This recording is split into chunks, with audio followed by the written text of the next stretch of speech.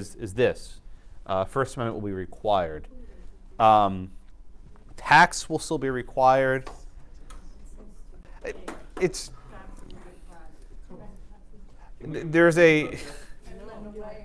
still required. The one part that I'm not happy about is that these changes are retroactive, in that people already admitted who haven't graduated yet will now need to take additional courses they didn't need to take before. Yeah, I'm not happy about that. I'm like the Justice Thomas of faculty communities. I dissent on everything.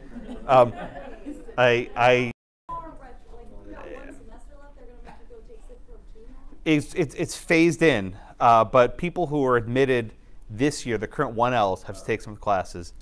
But so that doesn't matter to them. You might need to take Crim Pro and a few others. The retroactivity I'm still not certain about, but it's I don't like that. I don't know. I think when you're admitted, you should leave the catalog as it is. But I am woefully in dissent on this one.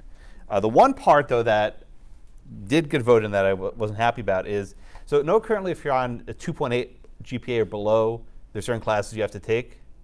You probably won't know that, you're probably good students. But if you're below 2.8, you're required to take other classes. That was raised to 3. So if your GPA is 3.0 or lower, you now have an entire new classes that you're required to take. I'm sorry? I thought they were going to go to 3.2. 3.2 didn't go. 3.0 went. Yeah. So the upshot of that is now basically roughly half the class will have a huge chunk of their schedule planned out for them, which diminishes electives that you can take. Now, if you're above a 3.0, you have more flexibility. So but is this all just for bar passage then? you know, let me just give you some background. Texas adopted the uniform bar exam coming up in, was it 2020, I think? I'm sorry, thank you, 2021. And in virtually every state that shifted to the UBE, the uniform bar exam, that year there was a significant decline in passage. And in part, it's because schools don't know what to expect, people don't know what to expect, there's no track record. So however bad bar passage has been, they're bracing now for potential worse, because just as a matter of history, schools that adopt this new exam, or states that adopt this new exam, have a drop. So this is mostly a prophylactic that will exist. One other change, and this is actually a new one. In the first semester, this won't affect you all, but in the first semester there's a new class called Introduction to Law.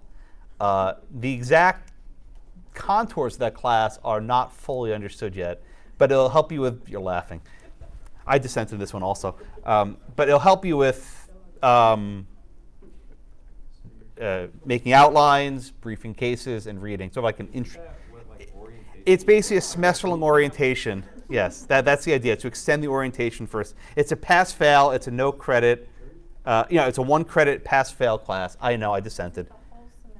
I think so. Oh my God. So did we just have like all the time in the world for all these classes? I dissent. Respectfully. No, look, Other than you, what's the youngest staff member? Like, how long has it been since they've been in law school? I don't know. But look, it's out of an interest.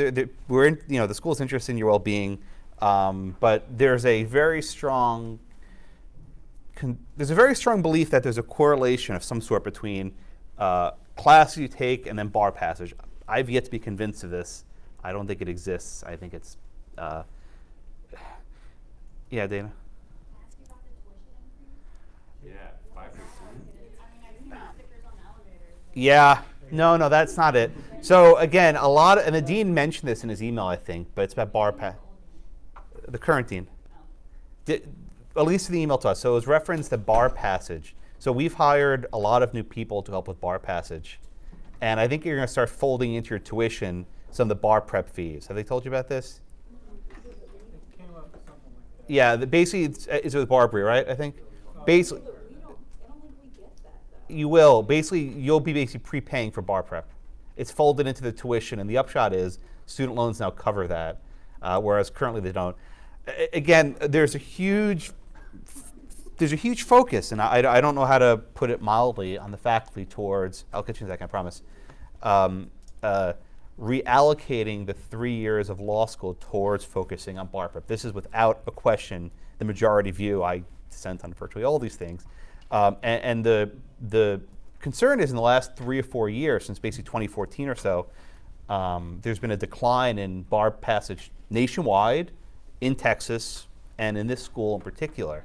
And I'll make this blunt. The only tangible result that our alumni care about is bar passers. They actually don't care about anything. I mean, maybe moot court wins, whatever. Those are fun, right?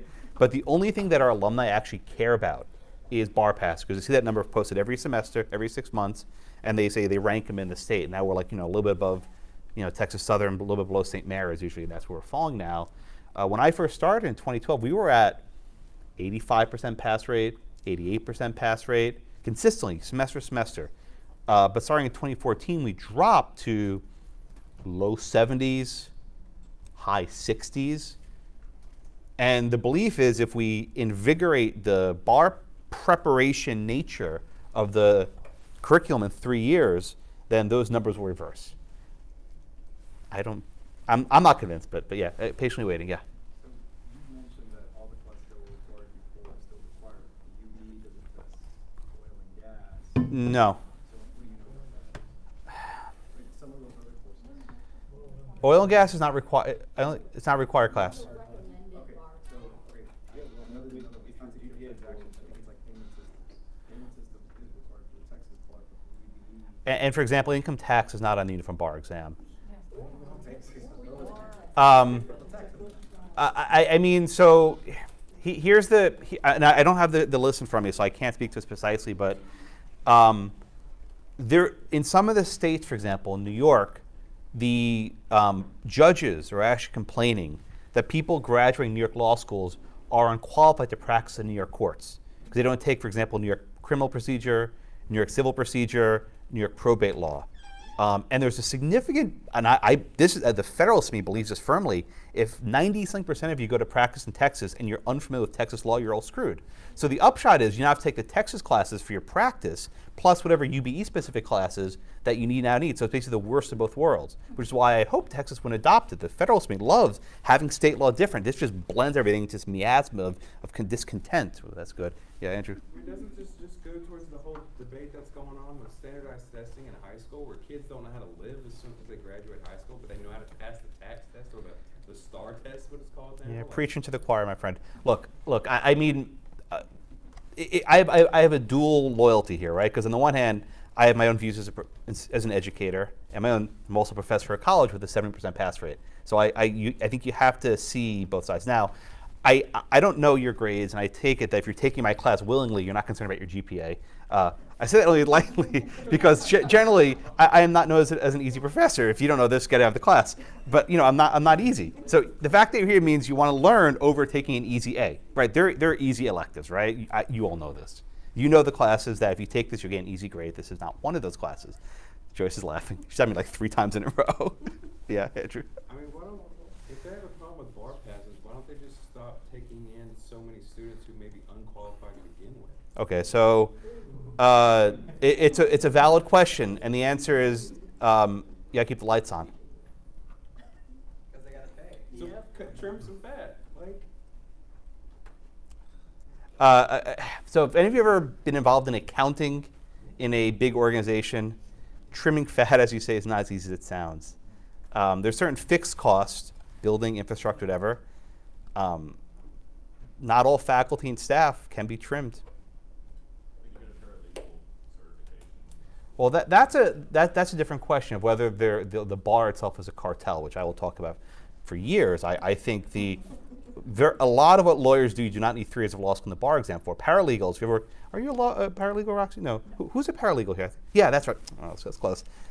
There's a lot of stuff that paras can do that lawyers could do just the same, right? Yeah. In other countries, for example, in England, they have what are called practitioners and different levels of people who can do stuff that's like lawyer but doesn't require 3 years of formal education plus a bar exam. And I think that would go a long way to reducing the cost of legal education because not everyone needs to go through 3 years. If you only want to do a fairly finite scope. What kind of firm do you work at? Yeah. I've worked at a few places right now. I work in house. But generally paralegals are fully competent to do a lot of the things that, yeah, and they do all the back work. They're billing a fraction with the attorneys. But anyway, So there are a lot of issues built up into this, and I don't want to make light of it, but I think Andrew's point's well taken. There were a lot of people in the faculty who in 2014, when they saw the incoming class credentials, started complaining, saying this is going to be bad in 3 years. And it was bad in 3 years. The flip side is this school, I think, does have a history of admitting people who may not get admitted to other law schools. And if you start making the standards too stringent, let me take a step back, explain it more likely. In 2013-14, nationwide, the number of people taking LSATs dropped, just as a whole, across the board. If there are few people taking LSATs, then the pool shrinks, right? So think of it this way, right? Let's just say that we used to accept people with a 150 LSAT. I'm just making up a number, right? 150 LSAT, right? LSATs drop. So UH, who maybe took 160, now starts taking 155, right? And maybe SMU, that's like, 55 takes 152. And then our people who are 152 now do it on 148, right? As the schools above us start reaching lower into the pool, there are fewer for us to take. And if we budget our projections based on X students and we have less than X, then you have shortfalls. And I don't want to joke about this, but law schools have closed, especially independent law schools. They've just shut down with very low notes to their students. So this school, as far as I can tell, is in pretty good financial shape. And I'm not just puffing because I don't have to bullshit you. I can be frank with you. We have pretty good financials. We have a good endowment. We don't have debt. But were the school to have drastically reduced size in the 2015, 16, 17 period, some of you probably wouldn't be here. And we may not have made the bills. Andrew? I was going to say, you saw what A&M did to Wesleyan. They Oh, God. cut. And now they look at their law school rankings. They're so much higher now. I mean, okay, now you're opening a can of worms. I mean, for years, A&M was looking to acquire this school, Yeah. and for a lot of reasons that didn't happen. I mean, you see their bar passes rate go up. You see everything. Yeah, it's going to be a top-tier law school. Because basically A&M is dumping a boatload of money to buy students with higher grades by scholarships. Right? They're basically buying new entering class. This institution didn't want to go down that road, and it didn't. Again, I'm always in the dissent. I'm Thomas. Basically, I dissent on everything. This is why I'm terrible on committee. It's just like, yeah, I dissent. But I appreciate discussing. If you want to talk to me after the class, that's fine. These aren't issues that are easily resolved, and I want you to know that the faculty, we really do care about each and every one of you. And whatever they do, it's because they want it to be in your best interest. We just disagree on what that best interest is. But it's like a 4-hour meeting on Friday. We were here for a very long time. But the upshot is I'll be teaching First Amendment more often. I think, at least. I don't know. It's a brand, usually you have First Amendment once a semester, right? Is it once or twice a semester it's offered? I think once a semester, right? No, I think it was offered in the fall also. Was not. Shoot. Okay, then if it's once a year, it will now be offered, I think, 3 or 4 sections a semester. Right? In other words, you take common law 4 hours, and then you take Second Amendment. You take a 2-credit First Amendment course. So it'll be basically common law will now be taught the first semester of your second year. Right? You won't have common law first. It will be the first semester of the second year, and then First Amendment will be the second semester of your second year. Right? The upshot of this is now you'll have required programming, I think, into like your 4th and maybe even 5th semester sometimes.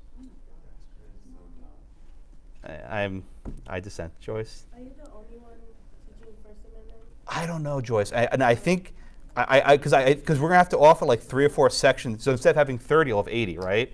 Instead of having 3 or 4 sections a semester, I think it'll be me, Kelso, and Rhodes. I think we'll each have to teach it. Dean Treese isn't teaching it right now.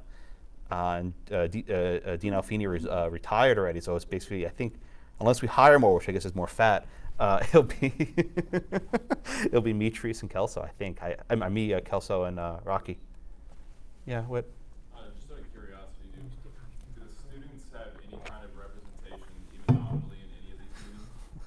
Is the SBA president? I don't think they have a vote. No. It's a fair question, and I appreciate. Forum to speak and say, this is what I'm hearing from my classmates. And this is how I think, who of you were in my class last year? I think a couple of you, yeah. I think I suggested that they hold a forum on this. Was there any forum held or something? Alka. Yeah, you were in my class last semester also, weren't you? Didn't we talk about this, having a forum or something? Okay, well, I mentioned it, whoever, but, okay. And then we conveniently didn't get the email about the new dean. We had to figure out from other. What do you mean you didn't get? They didn't email the students? It didn't go to the students. It didn't go to the He students. claimed he didn't send it to the students. Okay. Yeah. I don't know. Yeah, Dana. On his point about student representation, I've been to the dean with a couple other students on some issues, and he was basically just like, what do you want me to do about it? Well, I mean, look, the part of the issue is what's called faculty governance. Now we're far afield, but I think it's a worthwhile discussion, right? Generally, law schools are unique. They're not run by this. It's not like a CEO where the president makes decisions, right? The dean actually makes no decisions by himself, which is why Bright said what he said. It wasn't he was blowing you off. He said he has no independent autonomy. On any sort of issue like this, we take ballots. In fact, there were secret ballots. There were 4 secret ballots on Friday on each question, on the 1L curriculum, on tax, on raising 3.0 or 2.0, 2.8, whatever it was, on what are the required classes. We had 4 secret ballots that were totaled up. So the dean has virtually no autonomy there. It's a bizarre, it's not like he's the admiral of a ship, right, running the entire fleet. I don't know if he voted. I don't recall if he did. So I think he has virtually no say. And then the board of directors is generally obligated. I mean, even with the dean, right, the faculty, we don't pick the dean. The way it works is we rank our choices. We had, oh God, I think we had 5 or so candidates that came out to interview with us. I think the dean candidates did meet with the students, and then the faculty ranked them, and then the board actually makes their pick. The rule says that they can't pick someone that has like a majority opposition, but beyond that, they can pick whoever they want. So I feel your frustration with it, but in these institutions, it's a very decentralized decision-making process without a unitary executive, so to speak. And there's no elections for these things. It's faculty. But I do appreciate your concern. I asked if there could be a forum of some sort, and I guess it didn't come together. Sorry. What else? Yeah, Evan? A lot of classes now, especially if you're in electives, they're very small classes. That's the problem. Yeah. I mean, one of the problems with having so many mandatory classes is electives don't make. Right? If you have an elective with 4 or 5 people, sometimes they'll just cancel it if it's too small. And I find it problematic because people who might want to specialize in some obscure issue are not able to make classes. And even if they want to take it, there'll be some mandatory class in their schedule with a conflict. Right? My usual advice to law students is, this is an apostasy of the school, but don't take the class, take the professor, which I suspect why a lot of you are here. If you, like, I took professor law school 2 or 3 times because I loved them. I didn't even care what the class was. It didn't even matter to me. But that's not the focus here. But in general, if you find you learn well from someone, and we all have different styles, right? Maybe you don't learn well from me. Maybe you learn better from 1 or 2. Go take their class. But the upshot of this front loading of mandatory credits is you have fewer electives, right? You don't have as many electives in the catalog because people stop offering them. And then you don't have enough credit hours to actually fit them in, or hours in the day. I mean, even this class, I had to change the time so you don't conflict with quorum. We had to move things around. It took me a lot of effort, but I was able to sequence up. But you can't always do that, especially for an adjunct. They can't pull that stuff. Anyway, well, these are important issues. If you want to ask your other professors what they think, maybe they'll tell you, maybe they won't. But it's done with your best interest at heart. I'm not a paternalist, so I don't. What do I know? I'm a terrible professor. I don't care. No, I don't mean that. It's like I care, but I care about different things. But again, I think I'm not the majority in that one. I respectfully dissent. All right, let's move on to actual stuff. All right, today we're talking about the Establishment Clause. We spent a couple classes on the Free Exercise Clause. And we come back now to the Establishment Clause. And I think this is probably one of the most difficult aspects of the class. Right? If you notice in all the cases we've done so far, the cases are not always 5-4. A lot of them are unanimous. Right? On freedom of speech, there's a fairly wide consensus in the court of what free speech means. on the free exercise of religion, right? There's some disputes about fringe issues like corporations, right? But they generally agree that hostility towards religion is bad, right? Look at the Church of Lukumi, right, the Santeria case. But on the First Amendment, they don't have that unity. In fact, they can't even agree what the damn thing is about, right, what the provision means. And this is a case where I think the founding era also reflects a division of thought. You know, Washington did this, and then Jefferson did that, right? John Adams did this, and then James Madison said that, right? And you look at Justice Souter and Weisman, who goes all originalist, and you have Scalia, who does originalist also. And like they can't even agree on the basic first principles of the Establishment Clause. There's just no agreement on this, which is why virtually every single case in this unit is sharply divided, right? There's no unity on this issue. They don't agree. And they can both lay claim to history, the founding era, say, oh yeah, history supports my side, Souter. And no, Scalia, history supports my side. And again, you have to read these objectively. Is it hard to say that one's right, one's wrong? I think they both have historical grounding, which is why this is I think, the hardest topic for me to teach this semester. I think just doctrinally, it's a tough class. So let me start by going through 4 ways that a government can establish religion. 4 different approaches. And these reflect different cases, which I'll try to synthesize for you. So the first approach, what's known as coercion, or the coercion test, as it's sometimes phrased, like by Justice Kennedy. If the government coerces you to engage in religious practice, everyone agrees that's unconstitutional, right? They can't make you pray. They can't make you go to church. They can't make you do stuff like that. The question, though, is what is coercion, right? Is it coercion to make you sit through a prayer at a high school graduation, at a legislative session, at a city council meeting or a town council meeting, right? What exactly is means of coercion? Okay, that's number 1. Number 2 is endorsement, right? If the government endorses religion or a specific sect of religion, that's an establishment, right? The government can't endorse religion. But again, what does it mean to have an endorsement of religion?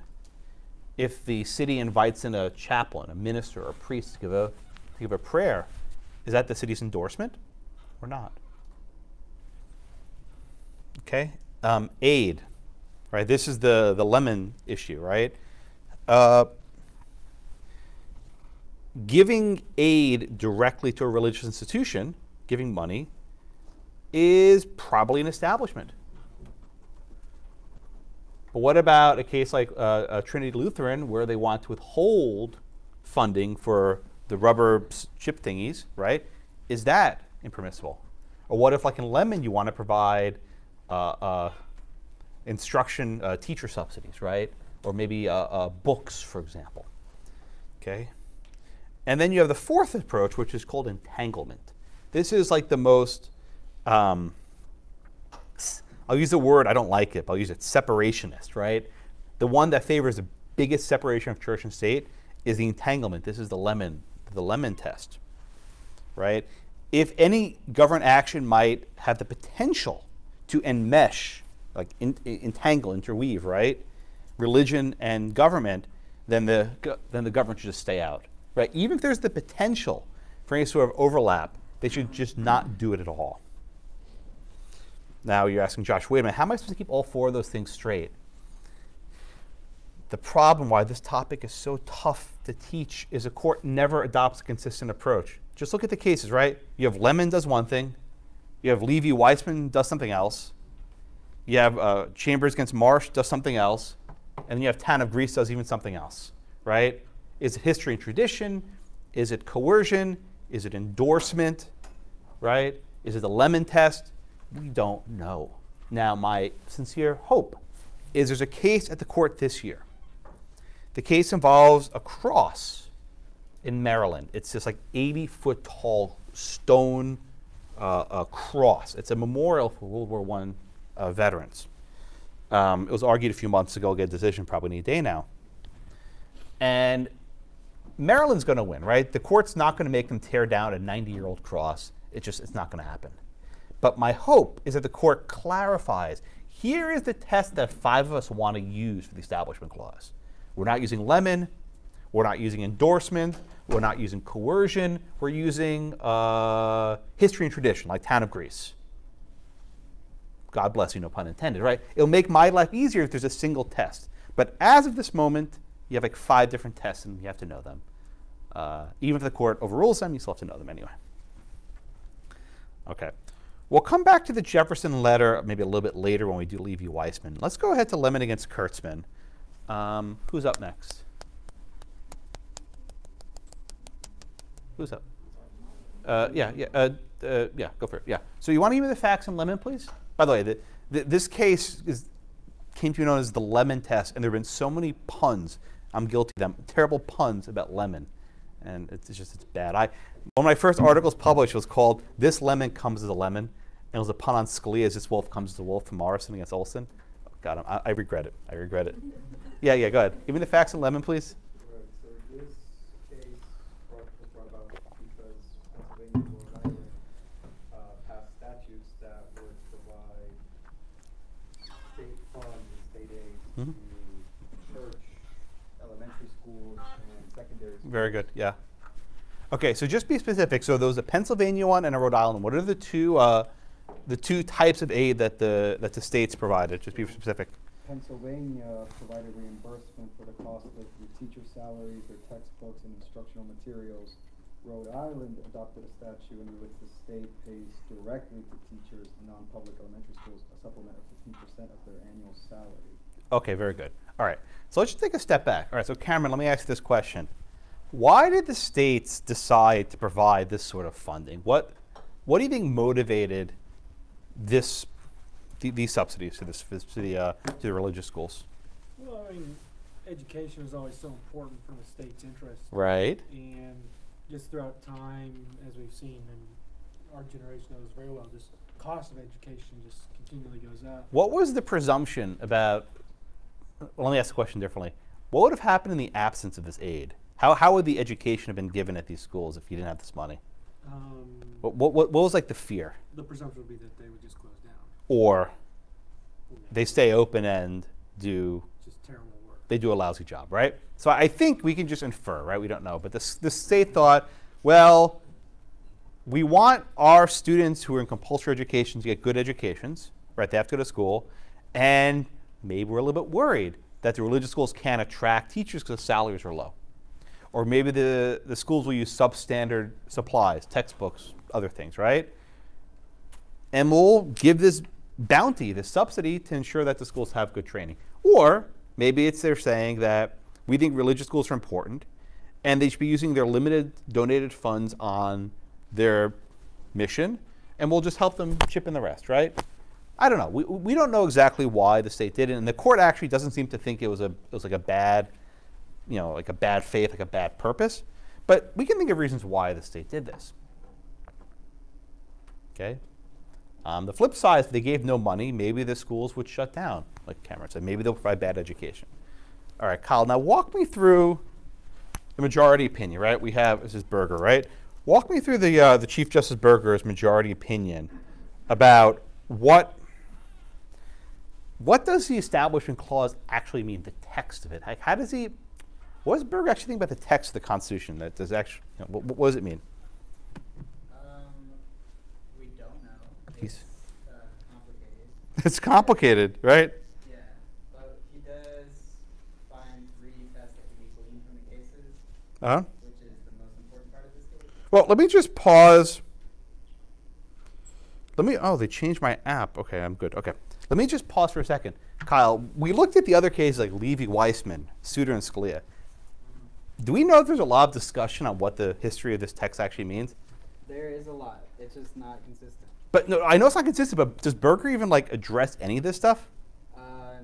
He goes with the pure textual, what the words are, basically. Why doesn't Berger care about any of this history? It would seem relevant, at least, a little bit. I don't know, but it could be that he also found it complicated and was like, it's a lot simpler if we just focus on what's there. Yeah, I blame Scalia, and I didn't blame lightly. Scalia is largely responsible for shifting how the court approaches text and history, right? Berger's like, yeah, it's opaque. We know what it means. Let's just go based on what we think. Yeah, whatever. Let's just go in our cases. Scalia would always force the issue, which made then Souter respond in kind as an originalist. When you guys read Heller in 2 weeks, Justice Stevens wrote a 60-page dissent about the history of Madison, right, and how he understood the right to bear arms and stuff in response to Scalia's argument. So don't underestimate Scalia's influence here. But yeah, all right. So Berger's like, yeah, the text is kind of opaque. We don't really know what it means. We're not even going to tell you what it could mean. But we say that we know that a given a given law might not establish state religion, but be one respecting it, right? So he says this word respecting has a lot of weight. In other words, what's prohibited? Not only establishing a religion, but a law that respects, concerns, involves, touches on, relates to, right? You can see how the word respecting is elastic, that you can stretch respecting to stuff that's far short of an actual establishment of a state church, but perhaps leads to, I don't know, funding of subsidies for teachers, right? You have it with me so far? All right, so Jesse, you want to walk me through the test, the so-called lemon test. What's the test that Justice Berger gives us? You have to examine the character and purpose of the institutions that are benefited.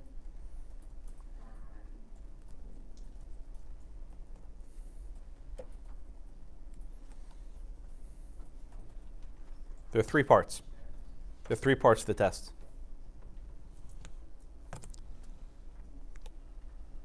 The statute must have a secular legislative Good, purpose. thank you. Its principal primary effect must be one that neither advances nor inhibits religion, and the statute must not foster an excessive government entanglement with religion.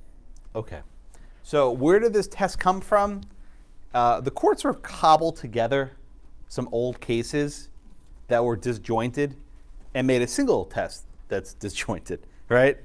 Let's just walk through them one at a time, right? So first, the statute must have a secular legislative purpose.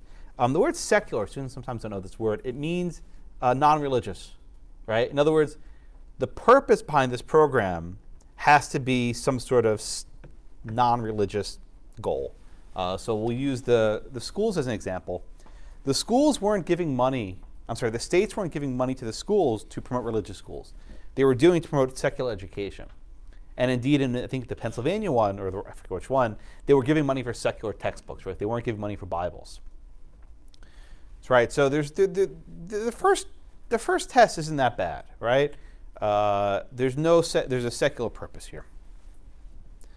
The second one, its primary effect must be one that neither advances nor inhibits religion. So this is not only looking at what was the legislative intent, they're looking at what the effect of the policy is, right? As a consequence of having these subsidies, will it promote religion? Okay. Will it? The court sort of doesn't really discuss this one, if you notice, right? They sort of like blend together 1 and 2. Did you get that same vibe? They sort of blended 1 and 2 together. And the court basically said that the effect of this will be to promote a secular education in the schools, right? This won't actually promote religion. Query whether, to use our example from last week, a person considering sending their kid to a private school says, wow, this is a great school, maybe I'll go to Mass there also, right? Would actually make the church more attractive. We talked about this last week with Trinity Lutheran. The court, though, focuses almost all of its energy on the last one, that the government action must not foster an excessive entanglement, an excessive government entanglement with religion. I think Whit will jump over there. Walk me through this last factor, right? What does this excessive entanglement mean, or why? What is the court looking for here? So they talk about their analysis examining the character institutions that benefit from this, and then they also look at kind of like the nature of what the aid actually is, and it's kind of end result, I guess, on the involvement the religious institution now has. Okay, so Whit, give me an example, right? Why would the Pennsylvania and Rhode Island policies encourage entanglement between the religious institution and the state? What exactly is the entanglement at risk here?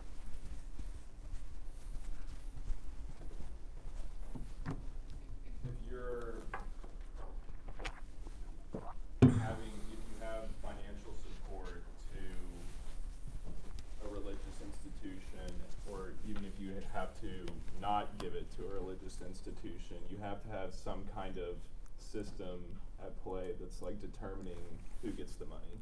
Okay, oversight, right? Accountability. If you're giving money to these schools for certain supplies, how do you verify that they're actually using them? Do you then send inspectors to the school to check it out? Right? Do you audit them? Do you, everyone file their taxes by midnight, right? Do you have to audit them? Do you have to do reviews? Do you have to then, if you find that they're not using it for secular purposes, using it for religious ones, you have to then sanction them? Do you have to like interview the teachers to find out what they're actually teaching in class? Right? There's a strong risk of entanglement when you're authorizing these funds. And I think if you go back to Trinity Lutheran last week, Justice Sotomayor was very much concerned about this, right? How are they actually using these funds? They're going to be used for the playground, or are they used for religion, right? How do you disentangle them? One thing I also thought in that is, if you're teaching a history class or something that has some kind of overlap, and you use a religious object, are you teaching it for religious purposes, or are you teaching it for historical purposes? Yeah, I mean, you can imagine the quintessential example. The teacher's giving a lesson in biology and goes from evolution and then starts talking about the book of Genesis, right, the book of creation. And I think what the court is worried about with the entanglement is there's no neat way of doing this, right? Any way you do it is messy, so the solution is to do nothing, right? You can agree with the problem, but maybe not with the solution, right? If it's going to be a messy entanglement, then the solution is you can't do it at all. You basically have to let the Catholic schools and their teachers provide subpar education, right? So the upshot is now the students at these schools will receive worse educations because the schools can't give this sort of funding. Right? All right, so questions on the Lemon test. Right? This test is very unpopular. I think it will probably be overruled in a couple months. Actually, no, 2 months. We're almost, oh my God, April 15th. We're almost into the term. So maybe 2 months, Lemon's gone, but you have to know at least for now. And for the exam, yeah. Yeah, Alec. So it seems that they're more concerned with the people versus the material. So in secular programs, it's not, they say it's ascertainable to find, like, in a book, right. You can't determine. Yeah. Yeah, I think the salary one bothers them more than the textbook one, if I just had to rank them. So my question is, if it came down to it, couldn't they just say that, okay, we're just going to buy you all over the same books? Yeah, I mean, look, if the question is, the state says, okay, we have this approved approved textbook, it's used in all of our schools. If you use this book, we'll give it to you for free, right? Maybe the teacher will say, see this evolution stuff, it's crap, don't believe in it, right? So I guess the teacher could then disparage the book, and that would still perhaps have an entanglement, but in the hypo you raise, Alec, it seems pretty neat. We'll give you this book for free. We don't care what you do with it afterwards, right? It's a one-time handoff, or, we'll give you the rubber chips. I hope you use them to keep it for your playground safe, but we're not going to check up on you. So there might be ways of actually avoiding the entanglement, but the court is so concerned about the potential. Right, that's the key thing, right? Hasn't happened yet, but there is a potential for entanglement. That itself is enough to tilt the Lemon test in favor of declaring this policy unlawful.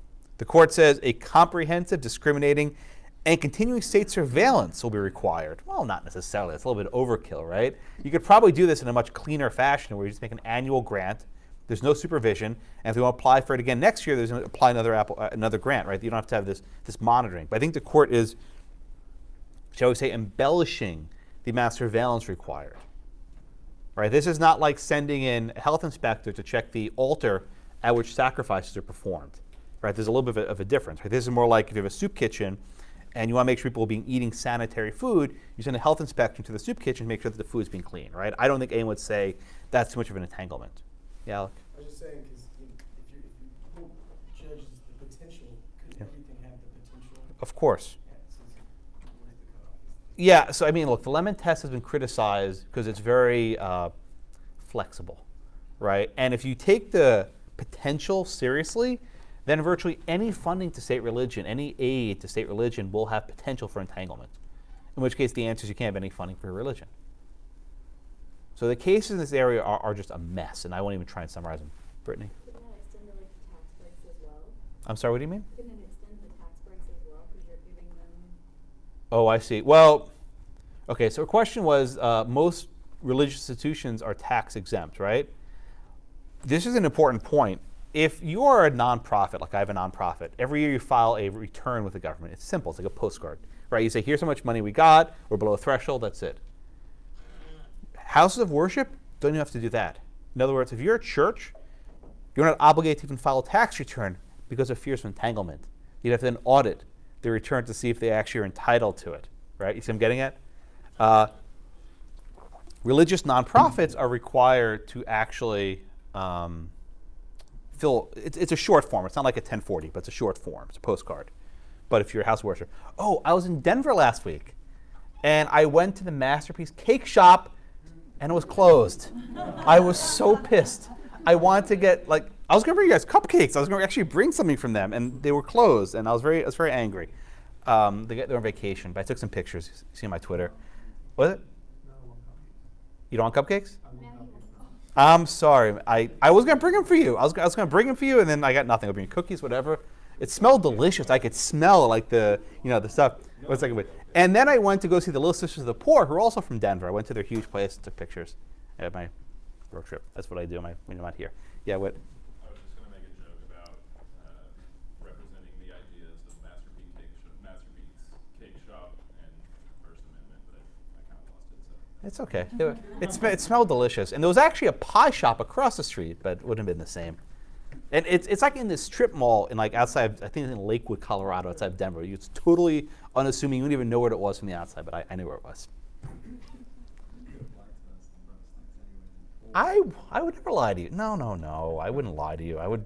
I'm a really bad liar. If you're my students, you know this. I can't lie. This is why when you ask me questions, I give uncomfortably honest answers, because I don't have it in me. Okay. All right. So any questions on Lemon? And the court here, just to make this point, is very concerned about sectarian or religious-based divisions. Like, we don't want our society to have this sort of debate about religion. We want to take everything out. Okay. All right. Anything else on Lemon? Yeah, Dana? Oh, my God, I did. It's not deliberate. I swear. It's not deliberate. 1 year, for whatever reason, there were 3 students out here that I always skip them. I would just go right over the first row. So Dana, give me the facts on Marshall Chambers. It's really not deliberate. I'm sorry. There's not a lot of facts to give us. Are you now complaining? That's fine. You get 2 questions if you want to make up. Okay. Good. It's about opening the legislative day with prayer. Okay. What kind of prayers were given during this session? Actually, the Greece case provided facts for this question. The town of Greece case, I'm sorry. You actually learn more about Marsh by reading the Greece case, as it turns out. What were the nature of these prayers? It was basically to set the tone to make good decisions. Okay, good. So, yeah, that's very good. So, okay, Colby, let me come to you, right? Why do governments... That's 2 questions. Don't laugh. It was a good answer, right? That's what I was looking for. So, Colby, let me ask you this question, right? Why, in general, do governments decide to open a session with a prayer? Historical tradition. No, I know there's a tradition, but what benefit comes from opening a session with a prayer? We all know why it's bad, because these people complain, they file lawsuits, right? We all know people aren't happy with it. But what's the actual benefit for why a government would open up their meetings with prayer? Is there a benefit? Is there any benefit whatsoever, other than just pissing people off? Well, just on the opposite side of that, makes some people happy. Okay, why would a prayer make some people happy? Because what they believe, and that they, like, it says in here, like, the United States has one nation under God, like it, and God saved the United States, or saved the United States in this honorable court. Like, it's something that has become tradition. No, I know it's tradition, but you know, you don't know. It's fine. This is like when I ask, why does the state have laws preserving traditional marriage? People don't. Yeah. What's it? Walensky? What the hell's that sign say? Malensky? Are you playing tricks on me? Yeah. Okay, Malensky, sure. I think that the answer to that question would be like it frees their mind. Kind of like sets them on a higher purpose before they make laws. Prayer sets you on a higher purpose. What do you mean? I mean, that's just what the text said. I know. Okay, very good. God, millennials just God, but whatever, right? Evan, what do you think? Why starting with prayer? What does that accomplish? What's the positive good it serves? I guess it kind of makes you, my view of prayer would be something that kind of going on with what he says, kind of elevates you to a status where you're not really concerned. You're concerned with a bigger picture. Welfare of society, betterment of yourself. Gabe? Just to Or foster unity. foster unity? Gabe? I was just thinking more like technical, like people who they're united with the same thought. Yeah. More like Yeah. more basic, it's like we're on the same. Yeah. So I think all of you more or less got what I wanted to get at. Prayer was designed as a way to bring people together, not tear people apart, right? The plaintiffs in these cases, right? Ms. Galloway, right, and Chambers, right?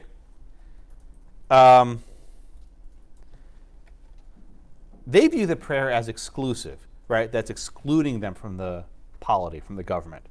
But historically, prayer was designed to bring people together of different political beliefs and say, look, we're not going to agree on the politics of the day, but we can agree on certain basic principles, right? Religion is not controversial.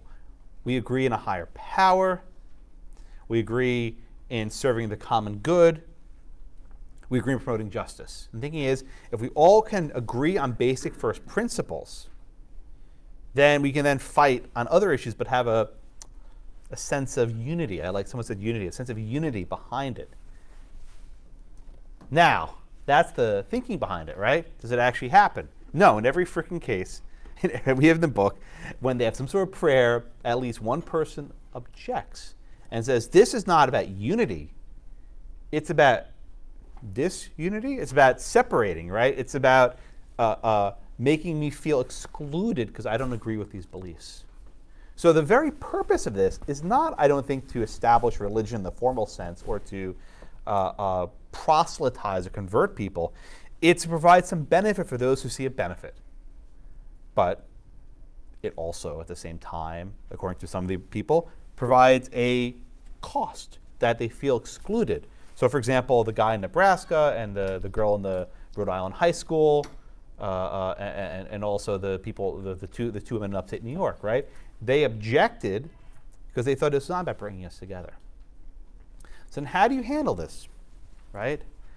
We have now 2 cases, or actually 3 cases on public prayer, right? You have Marsh, you have Lee against Weissman, and you have Town of Greece. All right. So let's start with Marsh, right? We have a legislature in Nebraska, and when they open up their prayer session, when they open up their legislative session for the day, they have a chaplain who's a full-time paid official who offers a prayer. Now, all right, Harrison, walk me through again. This is Chief Justice Berger, right? He wrote Lemon. Oh, Don, is your hand up? No. Okay. So this is Chief Justice Berger. He wrote Lemon a decade earlier. Does he mention the Lemon test? No. You think he would mention his own case, wouldn't you? But he doesn't. And in fact, he has a decision that seems somewhat, I think, in tension with the Lemon test. I don't know. All right, Harrison. So walk me through the court's analysis in Marsh. How does Berger go through, understand the prayer at the beginning of the session? I guess to kind of look at it in conjunction with the historical intent of the First Amendment. Very good. He looks at in terms of the intent of the First Amendment. How does the court determine that, Harrison? So they kind of walk through a timeline. Okay, good, yeah. And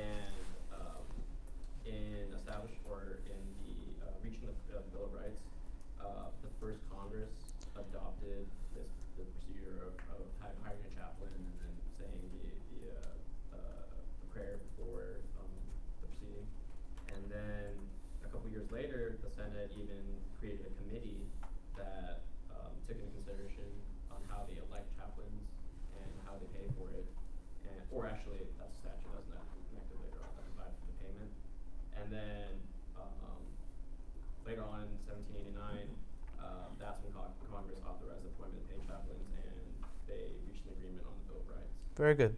Okay, so let's talk about this for a bit, because this issue pops up in all of our cases and in Madison's writings as well, and in Jefferson's writings as well. Let's use this as an opportunity. All right, so Katie, the text of the First Amendment, I'll agree, doesn't answer a lot of questions. Just you shall make no law respecting establishment of religion. What role should practice play? Practice from the early years of the Republic, such as the fact Harrison said a minute ago, right?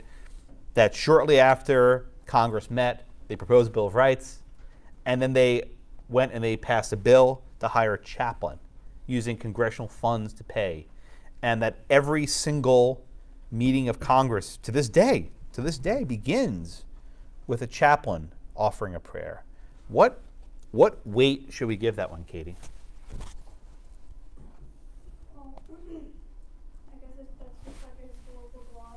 Oh, good. Oh, who remember? What case is that from? Historical gloss. Excellent. What case is that from? Oh, who knows? Which justice? Oh. Bingo. Gold star, yeah. Both of you gold stars. Exactly. It's historical gloss.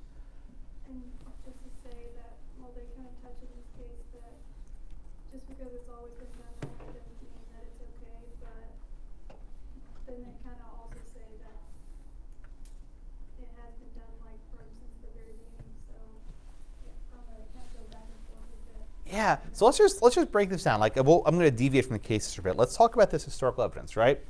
So the very first Congress, one of their first acts was to hire a chaplain and pay from public funds this chaplain a salary.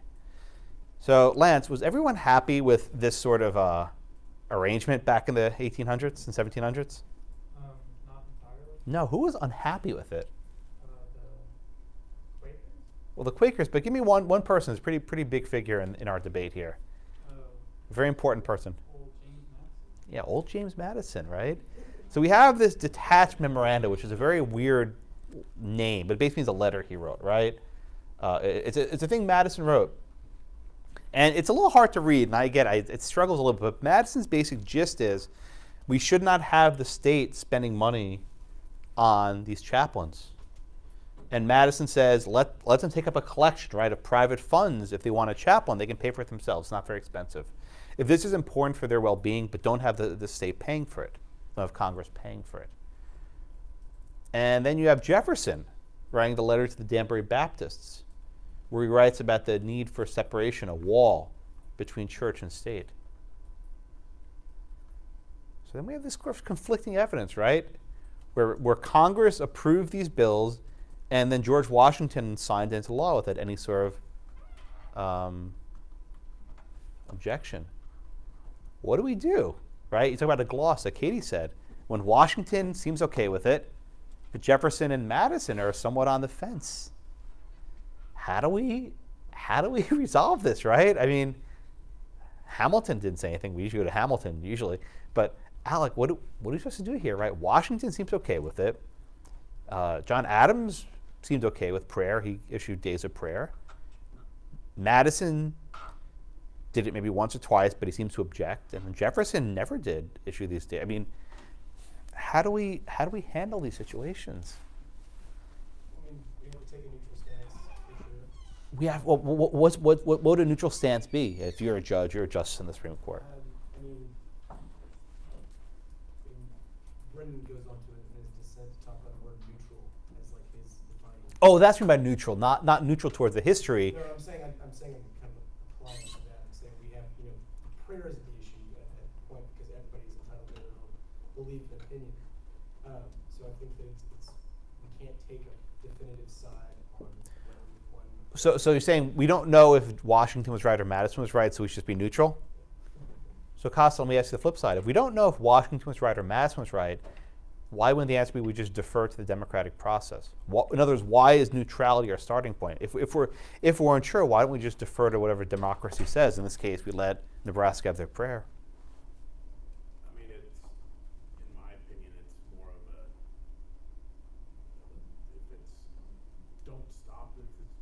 Don't stop. it now.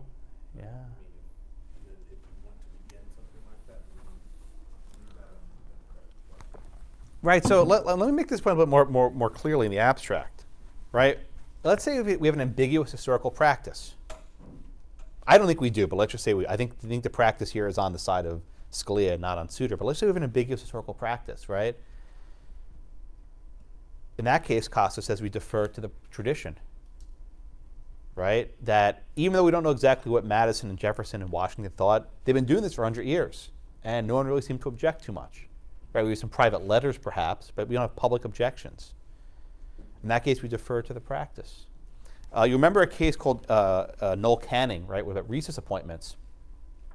And the issue here was whether the president could make a recess appointment during these fairly short breaks between the Senate. And the court says, no, they can't. And even though the text, well, Breyer said the text was ambiguous. He always thinks everything's ambiguous. I disagree. But even if the text is ambiguous, Breyer says we should look to tradition. I think that's the lesson that Marshall v. Chambers teaches. Like, look, we can't know for certain exactly what Madison and Jefferson and Washington and the other people thought. But we can know is that for 200 years, Congress has opened their sessions with a prayer. And in legislatures statewide, nationwide across the country, they open their sessions with prayer. Who are we to second guess the practices of 200 years of practice? But then Alec makes a point, and Brennan makes a point, saying, well, if we're not sure about the history, shouldn't we favor neutrality, right? In other words, if we don't know the right answer, let's just do religious neutrality, right? Who can object to religious neutrality, right? What's the cost, right? There's a cost to having the prayer. But Brennan says, just tell them not to do it. What's the big deal? Yeah, so if you're talking about widespread practice, it's already in place, right? That nationally, pretty much every legislature opens up with prayer. And then you say that out of deference or caution, you want to impose neutrality. To me, that ends up being coercion on the other end. Like you have How so? hundreds of years, or 200 years, let's say. Mm-hmm. The majority has always been okay with at least tolerating a prayer, right? And so, let's say two people object, and they sue and get to the Supreme Court, and now you want to impose neutrality, which some might call irreligion or atheism. So is that a free exercise problem then? That you're basically imposing non-religion on these people, that they want to have it? I mean, they run into each other, they keep running back, you see what's going on. It definitely could be. In other words, is telling the legislature they can't do their prayer anymore a violation of their free exercise rights? I think allowing two people to do that is not neutrality. I don't know if it's a religious minority, right? Yeah. Screw them? Is that the position? I mean, they can walk out. Like, I agree They with can the walk whole out. high school case because I see. they are psychologically vulnerable and they can't leave for the most part, or they're very, prone to peer pressure. So I agree with that whole opinion. But yeah, generally these whole public prayers, I feel like just leave if you don't like it. And even in town of Greece, where if they leave, it might make it less likely for them to get preferential treatment from the board. That's Kagan's argument. In the or like somebody else. Well, the problem with that historical argument is that just this way, yeah. if you took it that way, would Justice Marshall even be there to dissent? So, I mean, well, he was dissenting with Brennan. My whole point is with that is, if you just stick with unbroken historical practices, Marshall wouldn't be on the court. Well, we had an amendment that changed the Constitution. But my point is, they're putting a lot of weight on this unbroken historical pattern, and So then, if we Gabe, I'll get to you in a second. I promise, but I won't answer this question. So if you don't put your weight on practice, then what do you hang this case on then? In other words, what basis do you decide Marsh on?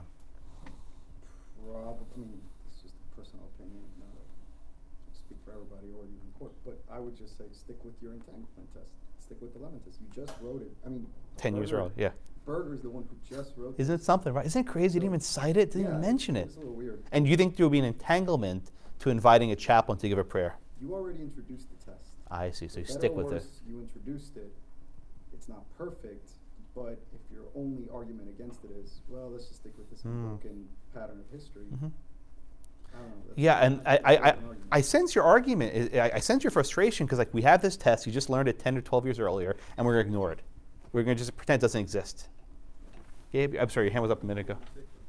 There you go. Either one, whoever wants to go first, doesn't matter.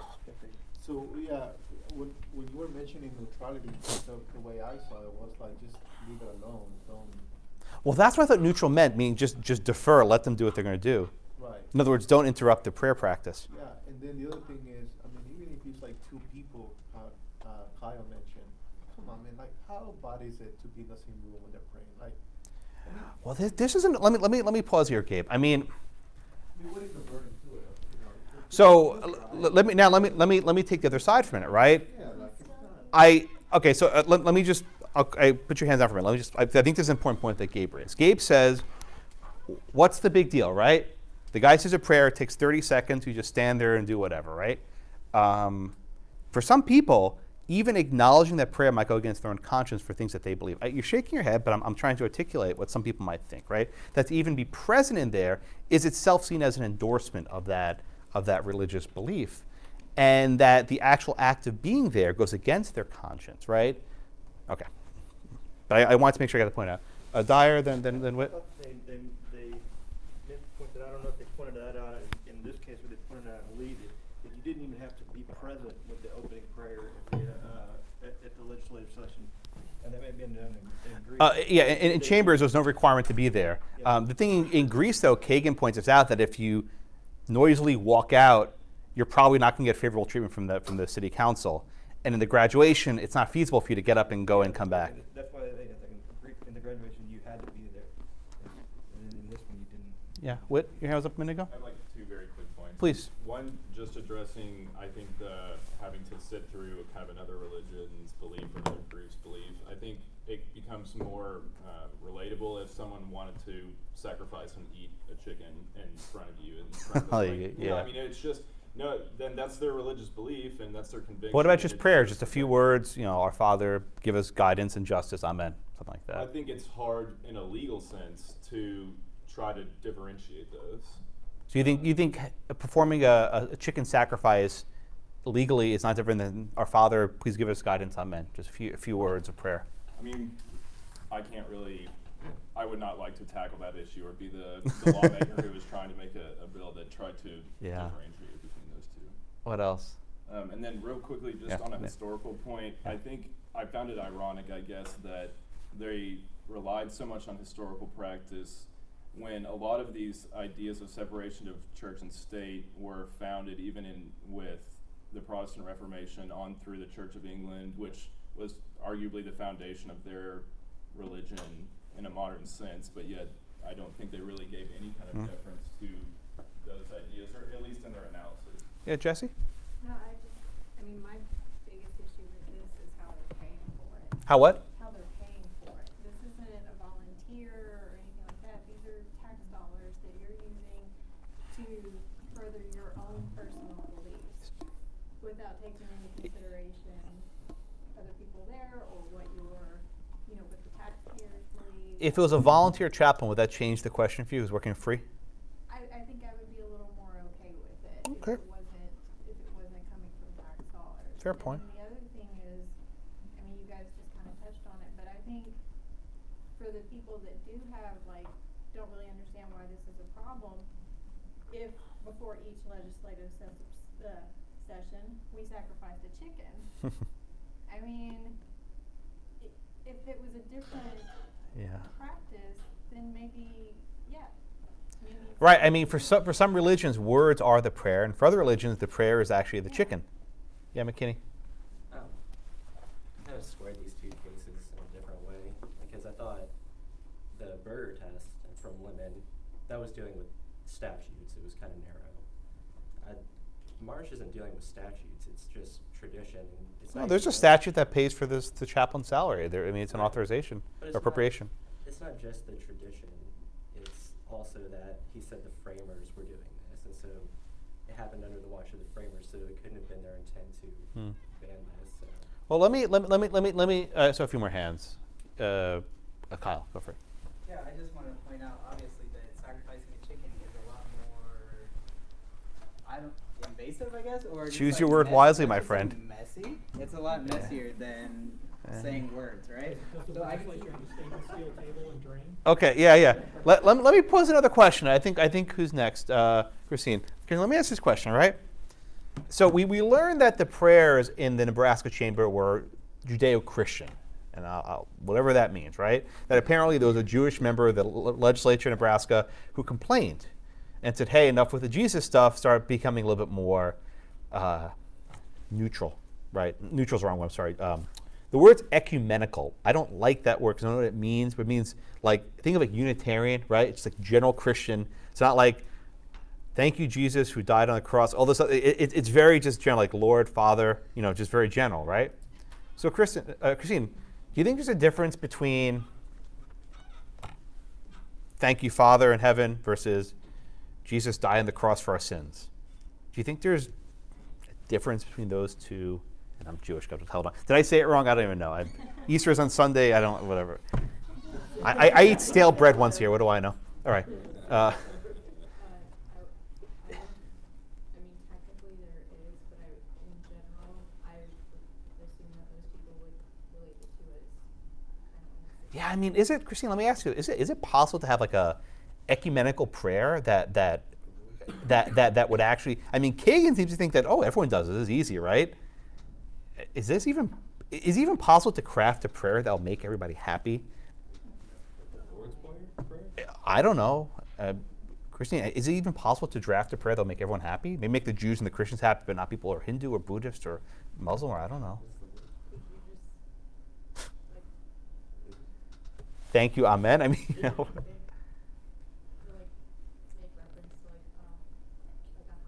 What about the atheists who don't believe in that? And I don't mean that to slight atheists, but if you are a self-professed atheist, to have them say we believe in this higher power, that itself would go against your own doctrines. Cameron? Yeah, I think I was thinking too, and I understand why it didn't come up, but I don't know exactly what the role of chaplains are with the respective churches, but most members of clergy, whether it's churches, synagogues, imams, have a particular uniform and look to them. So even if you went up there and did your, just thank you, amen, if he's got a collar, then we know he's going to be a bit Jewish. Yeah, I think it was mentioned in one of the Scalia footnotes that a rabbi went to Congress and they had the skull cap and the talit and all these other accoutrements on, all these other garments. I mean, Marissa, let me ask you another question, right? Is it even feasible to instruct a minister or a priest or an imam on what to say? I mean, can the government, again, Kagan thinks this is easy. Can the government go to a member of the cloth and say, okay, here's what we want you to do, right? Say this, but not this, but not this, but definitely know this. I mean, like, what are the problems with that approach? I think most priests take the stance that they're speaking on behalf of a higher power. Yeah. So there's no way to tell them what to say because their beliefs are. Yeah, they're channeling the words of the Almighty. Yeah. Hey, Brittany, you're next. Perfect. Yeah. That gets right into entanglement again. Exactly.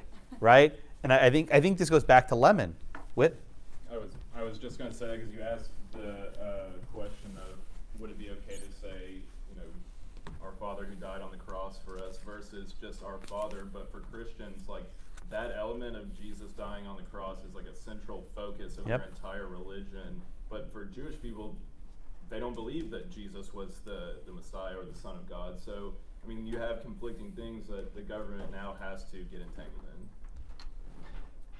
Right. So you're seeing the difficulty, right? In other words, if you leave the preachers to their own devices, they're probably going to choose words that are more specific to their teachings of their particular faith. And that's not okay. So we'll go back to entanglement. I think the reason why Berger doesn't discuss the entanglement, he's not here. I was going to go back to him. Okay. But the reason why I think Berger doesn't do the entanglement test, the Lemon test, is because it would basically be declaring unconstitutional a 200-year-old practice of Congress, right? And you can't do that, right? Because if the court here says, yes, the prayer in Nebraska is unconstitutional, then guess what? Congress, you've been breaking laws since the time of 1789. So again, there were two dissents. It was Brennan, Marshall, and Stevens, 3 dissents, right? They couldn't do that. And so here you quickly see why the entanglement test sounds very easy in the context of aid, funding money, but in the context of prayer, oh my goodness. If you apply the lemon test and the answer is you can't have any prayer at all, I think that's the answer, right? And if you disagree, raise your hand. But if you apply the lemon test straight up as it's written, there's a lot of entanglement. Gabe, tell me why I'm wrong. Yeah, but I mean, if you, like you mentioned, if you apply the lemon test, then there will be a 200-year-old practice beyond constitutional.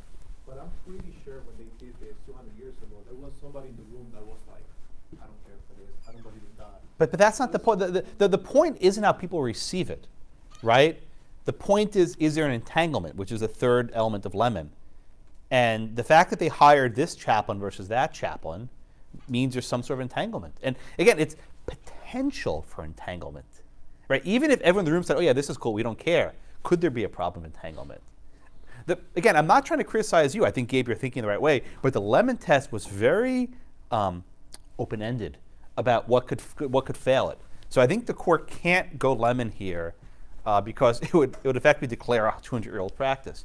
I mean, a similar example of maybe in currency and God we trust. There are cases about this. Pledge of Allegiance, under God, one nation, right? Colby. I'm blanking on the case, but we talked about it earlier in the semester. That it's like when the government tried to make a statute preventing certain type of speech because it could the potential. This was it was the Debs case and Schenck. It was the tendency, the natural tendency test. Was that tendency test? The bad tendency test. Yes. Yeah, that was it. Thank you. I have to remember. So that the potential, the government forms a statute to go against the potential of the harm without actually knowing the harm existed. Here, this is the potential of entanglement, and they're allowing the potential of entanglement. Yeah, they are.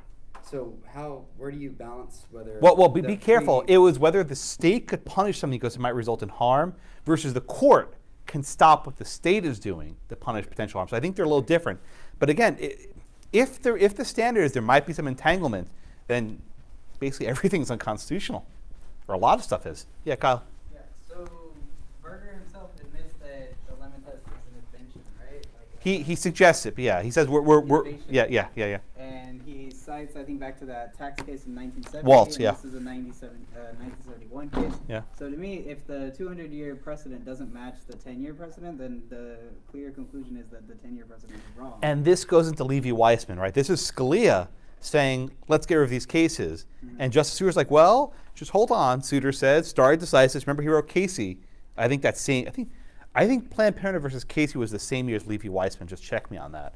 I think that was the same year as Thomas's first or second term. But Souter's like, let's not abandon these old cases from the Warren and Berger courts because the history is inconclusive. It was 92, yeah, so same year as Casey. Or was Casey 91? I might be off by. Casey's 92 as well. Okay, same year. Okay, thank you.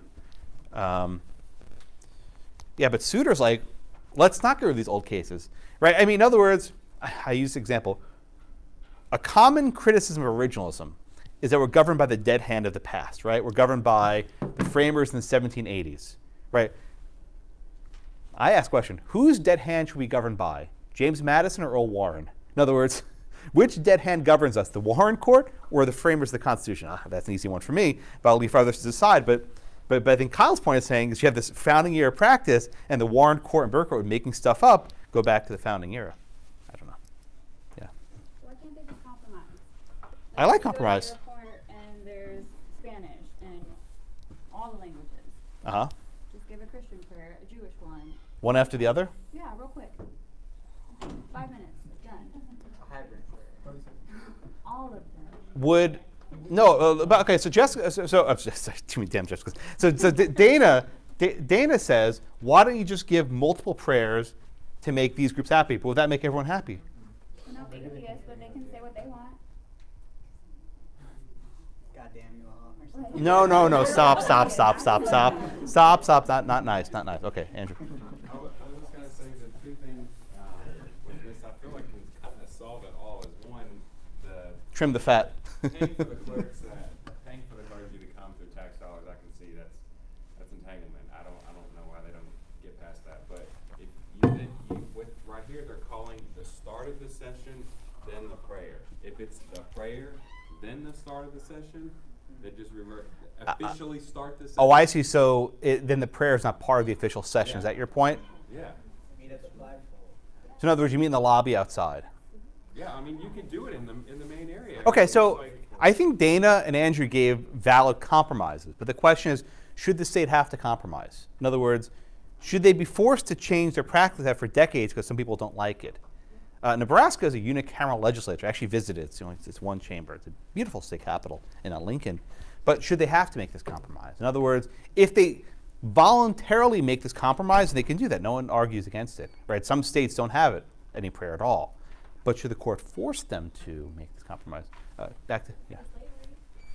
I'm sorry? Slavery. What about slavery? Some people were against not. I mean, I'm telling you the reference. I'm sorry. I mean, there was a compromise. My question is, can the court intervene to force a compromise? I think they did with slavery. Somebody Dred Scott? Yeah. That didn't work out too good. No, that's bad. Okay. Colby. So how does this coincide with what the Supreme Court just told the state of Texas to do in the execution chambers? Oh, okay. Does everyone know about this case? The guy wanted a Buddhist priest to come in, and the state of Texas denied it. And so the Supreme Court basically was like, hey, either you get all of them or you get none. That's not exactly what happened. Let me explain. So we had two cases recently involving the death penalty. Oh, man. I have a op-ed in the Washington Post on the death penalty today now. If you just want to take a look at it, it's there. But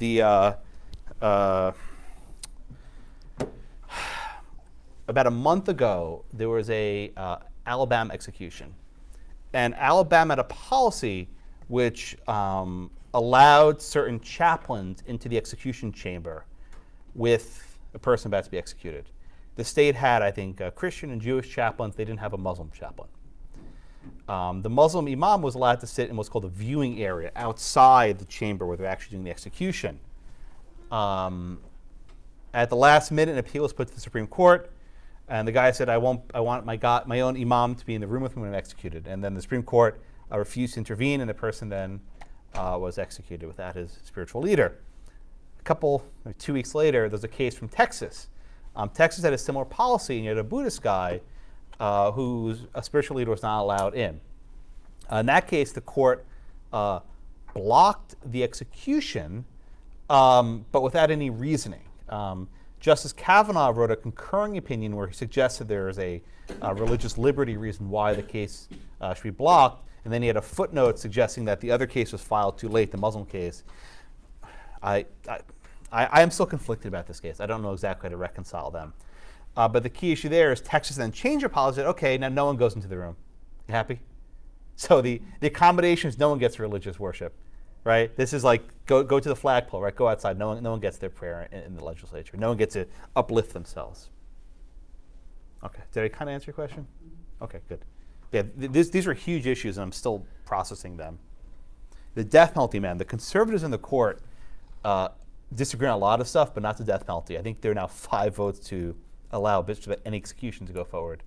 I think you're going to see a serious change in the Eighth Amendment jurisprudence. Serious. That's my op-ed in the Post today. Okay. It's blowing up. Lots of comments on it, too. There were like 1,000 comments, hundreds anyway. Okay. I think we've done just about everything in Marsh. Anything else I want to talk about? So yeah, the court's based his analysis, Justice Berger, almost entirely on history and tradition. He doesn't discuss the Lemon Test, doesn't discuss the entanglement. It doesn't matter. One note I want to flag this here. The court consistently says that the First Amendment Establishment Clause imposes the same limits on Congress as it does on the states.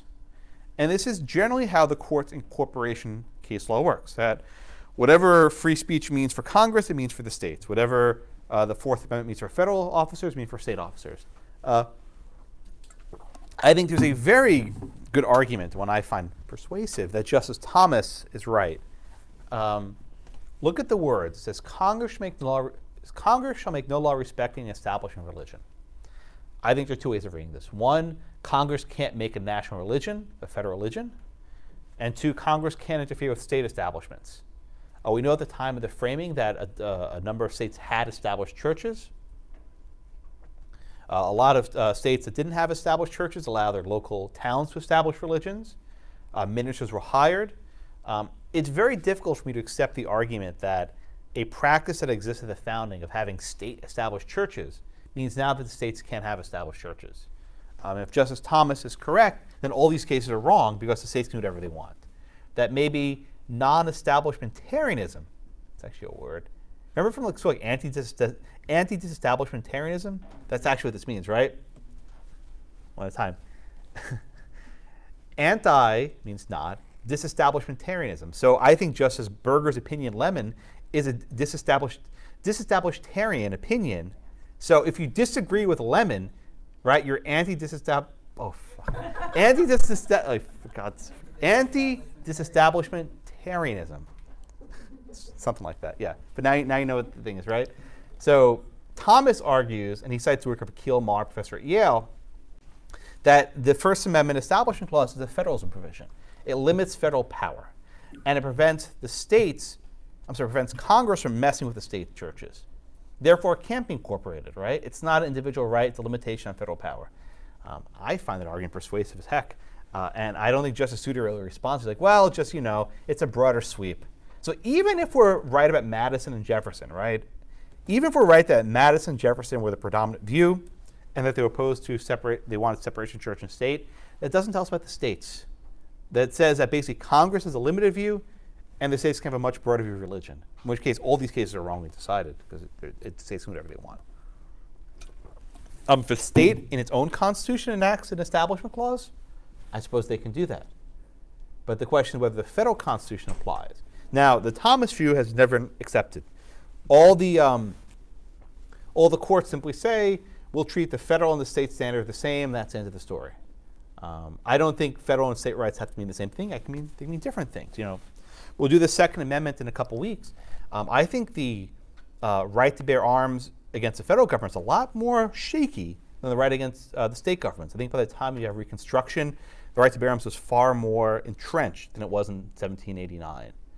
But the court doesn't agree with me, so whatever. They don't care what I think. It's okay. But there's Thomas again. Oh, he does. He does. Well, I agree with Thomas. He came first, right? I am merely standing on the shoulder of giants, as they say. He's a giant. Yeah. Yeah, Andrew.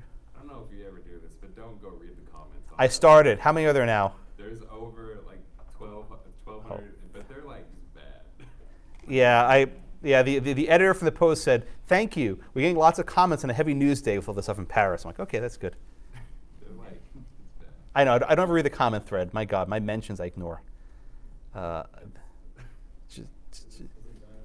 It's for his article. It's basically saying the Supreme Court's a joke and it hasn't been legitimate since and everyone gives a different time frame. It's like Garland or Bush to Trump to whatever. Don't read the comments. Yeah, I ignore them. But yeah, but I think it was the #1 most read article when I checked it earlier today. Yeah, Brittany. Oh, sorry. Is there a hand somewhere here? Am I hallucinating? Maybe I am. Okay. All right. So any other questions on Marsh against Chambers? Okay. Let's go on to the next case. Levy-Weissman. Again, 1992, Justice Kennedy opinion. Okay. David, I think you're next. You want to give me the facts, please, in Lee against Weissman? Okay, well, in Lee versus Weissman, the school principals in Rhode Island were allowed to invite members of the community to give a invocation and benediction prayer as part of their graduation ceremony. Uh-huh. And so then you had Deborah Weissman, who didn't. By the way, what was the principal's name? Did I read this right? My God, why would you put the middle initial in there? You're in frickin' Rhode Island, right? I mean, like why would you, if just Bob Lee, okay, whatever, right? Why would you why would you willingly, in Providence, Rhode Island, my goodness, you're not in Birmingham, right? Why would you go by Robert E. Lee? My goodness, change your name, Bob Lee. Okay, whatever. All right, David, go on. So the principal is Bob Lee. And the student was Deborah Weissman. And then so go on. And so, she disagreed with the fact that sued. Yeah. Okay, so let's take a step back, right? We all went to high school. We all graduated. High school graduation was a big deal, right? Did anyone skip their high school graduation? A couple of people. Yeah. Yeah, you just didn't want to go? Pretty much. Yeah. Yeah, you didn't want to go? Evan, you didn't want to go? Attaboy. Yeah, I love Chick-fil-A. Really? You were required to? What? So they wouldn't mail your diploma? Why was that a Christian school? I know, ours was a public school, and it would be considered an absence if we didn't go. Really? Okay. So at least at the Buddy Shancy High. No, it's not the wrong one. Family Guy reference. So at this high school, at least, was it James Woods High? No, it was James Woods. It was Buddy, but it was originally Buddy Shancy. They changed it early season. So at least in this school, there was no actual punishment for failing to attend graduation. They basically mail your diploma. But here, Justice Kennedy adopts what's come to be known as the coercion test. Coercion test. Gabe, why don't you just walk me through Justice Kennedy's analysis here, please? It's very Kennedy-esque. I don't know the word to describe it. It's very Kennedy.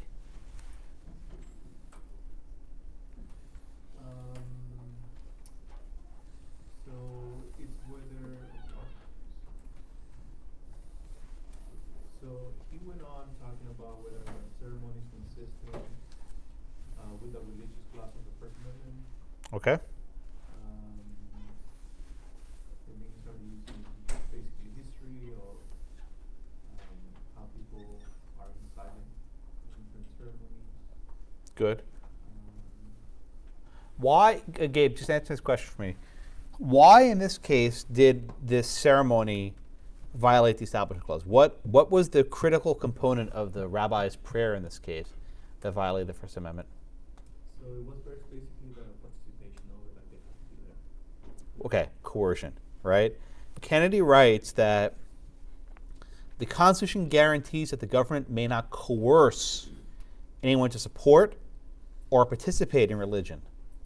All right, Carlo, how was the student here, Weissman, coerced? Just walk me through that, please. I mean, I know he talked about that, I think she would feel awkward, I guess, or psychological coercion, I think is what he was saying, that, she couldn't just get up and leave, or even sitting down, she would. Well, this is Gabe's point before, right? What's the big deal, right? The prayer, it was in a footnote, maybe a paragraph long, maybe it takes a minute to read. Why can't you just sit there and like, okay, okay, it's done. What's the coercion? In other words, she's not being forced to spend money. She's not being forced to attend a church service. She's attended to sit through maybe a 1-minute uncomfortable session in a graduation ceremony. You sit there for a long time with all the diplomas. You sit there long. What's the big deal? 1 minute. 2 minutes, maybe. I don't know. I'm not sure. I don't recall. Andrew? I mean, I know it was talking about using the power of the state to push the religious orthodox onto the students, but then it also talks about while the graduation wasn't mandatory, it was socially expected to go. So there really But okay, so we'll stipulate that was basically you had to be there. But my point is more general. How does being forced to sit there coerce you into religion? Yeah, Carlo? Well, I think it's when he was talking about the social, to endure social isolation. But if she just sits there, how will anyone know that she's isolated? If you leave, yeah, there's isolation there, right? Right, but she's having to endure it, so I guess it's personal. Right. Okay, Joyce? Are you asking, well, I think it's because she couldn't leave. Okay, we get you. If she left, there'd be a problem, right? But what's the cost for just sitting there and just sucking it up for 2 minutes? Why is that coercion, right? We sit through lots of stuff in school we don't like, right? Lots of lectures you don't like. Joyce?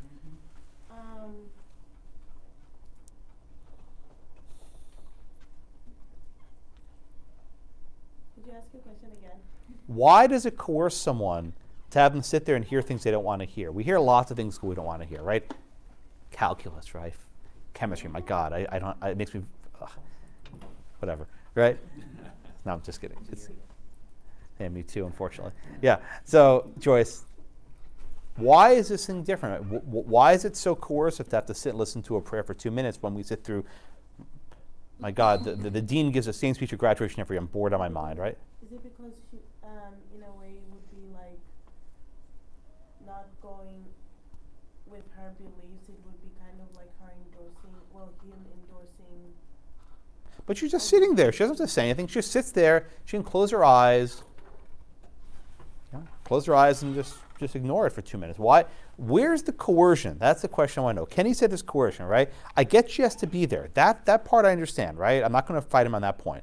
But the question is, why is it coercion to just sit there and close your eyes for 2 minutes and ignore the speech, the prayer? It's not like in town of Ruth. It's not like in town of Greece where they need any sort of favors from the government. You're just sitting there. What?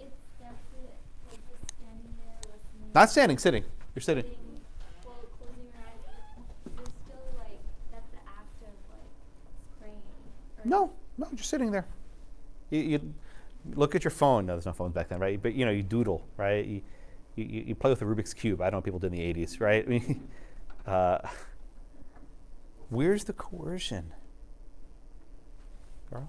Because that's not the purpose behind you being at the location. Well, I get purpose. I'm not talking about Lemon, right? Again, another case where Lemon's not cited. Jesse, where's the coercion? Let's pinpoint it. What exactly is coercive? You don't have to stand. You can just sit there. Everybody else is standing. Okay. Let's say no one else is standing. Let's just say you're the only one. Everyone. I'll change the facts a little bit. Well, I mean, particularly they talk about. I mean, they say coercive pressure, but I emphasize subtle. So it's not this you're being like, somebody's not holding you there. But as a young person, when you're surrounded by your peers in a group like this, you feel that pressure to conform and to do what everybody else Peer is doing. pressure. Yes. Everyone's smoking. It's cool, right? I saw a lot of their hands. Yeah, Katie. I think you're just asking about what the test that he lays out, that it's just the participation in religion. But again, how is sitting there while someone's giving a prayer participating?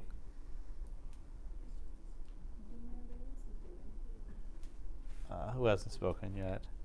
Roxy, you're next. Where's the coercion? That even like silence is like adopting. Oh, silence was it silence is acceptance? Was I think in contracts, right? Silence. If you say nothing, you're endorsing it. Is that the idea? Yeah.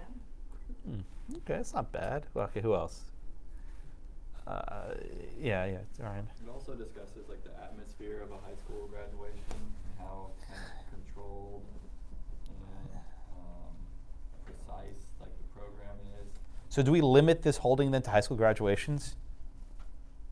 Does it seem like that after you do Town of Greece, Kennedy wrote 20 years later? I mean, it seems to apply only to adolescents. Yeah, there was one sentence in Town of Greece said mature audiences, right? They described the people in New York State as mature versus these children. Who else? Whit? I think we kind of touched on this, but the event seemed to be important to me, even underlying where the justices didn't get into it as much. But my opinion was the backdrop of the event and its importance was more of a factor because this was such a monumental occasion for someone in their life, and if it had just been some kind of school meeting or something, or an organization, extracurricular activity, I think they might have had a different analysis. Who else? Well, let me ask something else. I mean, Dana, go ahead. Kind of going back to how there's no focus on the potential. Yeah. They talk about indirect coercion. Okay, what do you mean indirect coercion? I think that's what everyone's getting at about the respectful silence is still indirectly coercive. So even sitting there quietly while the rabbi's talking is itself coercive because you're not able to like express yourself, because if you express yourself you get disciplined, whatever, right? If you get up and walk away, turn your back at them, you probably get in trouble. Sitting in a sermon is participating in this. So I'll tell you a story. So last year at graduation, our graduation speaker was Kim Ogg, who's our district attorney. Were any of you there last year at graduation? Okay. So this was her commencement was, I think, the day after the shooting in Southwest, the school outside of Houston, and the speaker went on to this extended, I won't say rant, discussion of gun control, which I thought was wildly inappropriate. So this schmuck, I actually took my hat off as it's not a protest. I'm a tenure professor, I can do that. What I didn't realize was I was on camera and everyone saw me. I also might have rolled my eyes once or twice, and I kind of got. I actually told her off after, so you shouldn't have said that, and she sort of like freaked out. Tenure's good. But my point is, I got in trouble for that, to the extent I can get in trouble. And for a high school kid to protest and actually like make a scene, oh my God, they get in a lot of trouble. I can't even imagine high school. You probably would get suspended, maybe even expelled. They might not give you a diploma. What? They didn't give you a diploma yet, right? That's the key thing. You didn't get the damn diploma yet. But anyway, my point is, at a commencement ceremony, it's actually very difficult to protest. This schmuck did, the camera's on him. What do I know? I hope this one's okay coming up. We'll see. I'll sit further off camera. What? I'll sit far off camera so people won't see me. Maybe. Okay. All right. So let's just summarize the majority, right?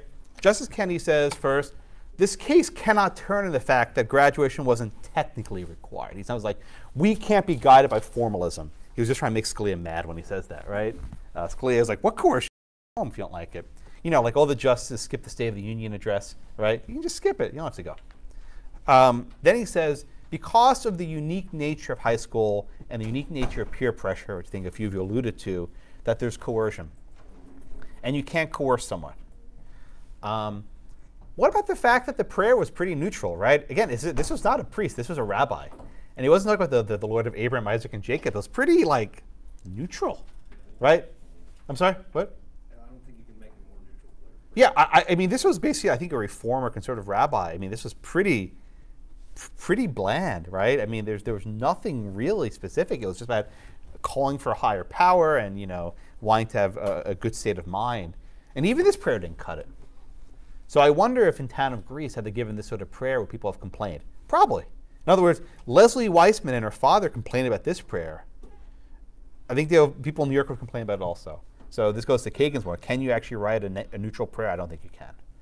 Yeah, Cameron? Yeah, if they said it in, say, like, public law school graduation with 21 plus or 19 plus year olds. Not high school kids, law school. Law school kids. Is there the same issue?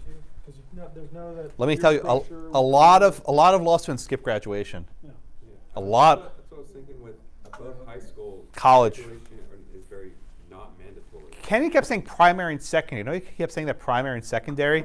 I think he was trying to limit this to a unique age group. I think you can distinguish the cases based on age, which sounds silly. But I think there's a difference between law students going to graduation, like people like me taking their hat off to protest the district attorney, who's an alum of our law school, is not happy, versus older people, right? All right. So anything else in the Kennedy majority? I leave to you the Souter-Stevens. I'm sorry, the Souter-Scalia battle. Again, usually I think Scalia has the better of the historical arguments, but I think here there's good arguments on both sides. Justice Souter goes through the drafting history of the drafting history of the First Amendment. And he says there were different versions, right? Some broader and some more specific. And as it turns out, the version that the House adopted was considerably broader, right? That doesn't resolve the question, but at least shows that there were different schools of thought. Indeed, Jefferson and Madison may have been more separationist, and Washington and others may have been more integrated in this, whatever the opposite of separation is, integrated, right? And then Scalia's response is, look, you have Washington's first inauguration, you have Washington's Thanksgiving proclamation, you have the actions of the first Congress. And if Jefferson and Madison were dissenting, they did so quietly, right? Maybe during their office they didn't issue these blessings, but they didn't make a big fuss about it. They sort of did it in letters and other sorts of correspondences. So this is one of those rare areas where even the originalists don't have, I think, the lock solid answer. I think there's good evidence on both sides. For the federal establishment clause, once you get to the states, I think Thomas wins. I think there's no good response to him. There really isn't, other than we stand guided by the Warren Court because they were there first. But I'm willing to concede on the federal question, it's a close question. On the state one, though, I think it's a lot easier. There's no federal prohibition that limits state establishment. No constitutional provision limits state establishment, but I don't know. That's not getting any more votes. I would love if one of the new justices joined on, but I'm not optimistic. Gorsuch, Kavanaugh, if you're listening.